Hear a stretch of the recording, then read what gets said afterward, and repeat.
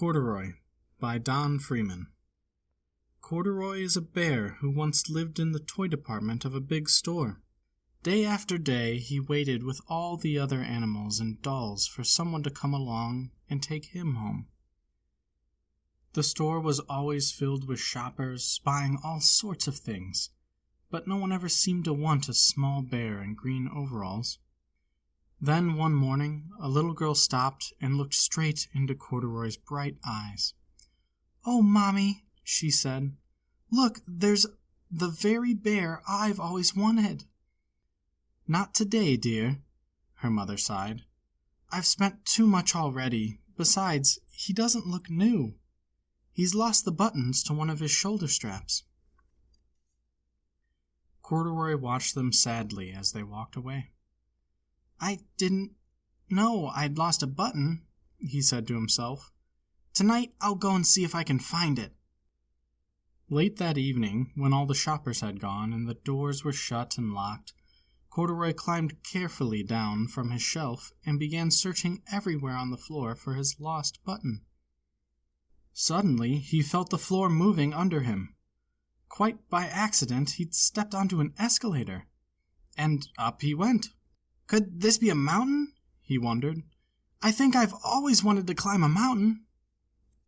He stepped off the escalator as it reached the next floor, and there before his eyes was a most amazing sight. Tables and chairs and lamps and sofas and rows of beds. "This must be a palace," Corduroy gasped. "I guess I've always wanted to live in a palace." He wandered around admiring the furniture. "This must be a bed," he said. "I've always wanted to sleep in a bed." And he crawled onto a large, thick mattress. All at once, he saw something small and round. "Why, there's my button!" he cried. And he tried to pick it up. But, like all the other buttons on the mattress, it was tied down tight. He yanked and pulled with both paws until, pop! Off came the button, and off the mattress Corduroy toppled. Bang! Into the tall floor lamp. Over it fell with a crash. Corduroy didn't know it, but there was someone else awake in the store. The night watchman was going his rounds on the floor above. When he'd heard the crash, he came dashing down the escalator. "Now, who in the world did that?" he exclaimed. "Somebody must be hiding around here." He flashed his light under and over sofas and beds until he came to the biggest bed of all. And there he saw two fuzzy brown ears sticking up from under the cover. "Hello," he said. "How did you get upstairs?" The watchman tucked Corduroy under his arm and carried him down the escalator, and set him on the shelf in the toy department with the other animals and dolls.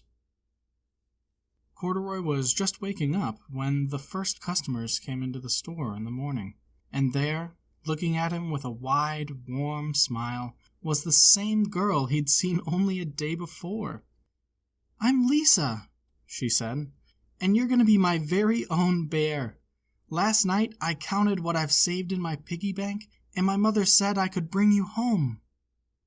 "Shall I put him in a box for you?" the saleslady asked.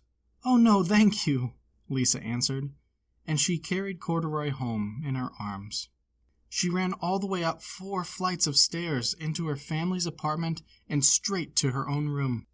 Corduroy blinked. There was a chair and a chest of drawers, and alongside a girl-sized bed stood a little bed just the right size for him.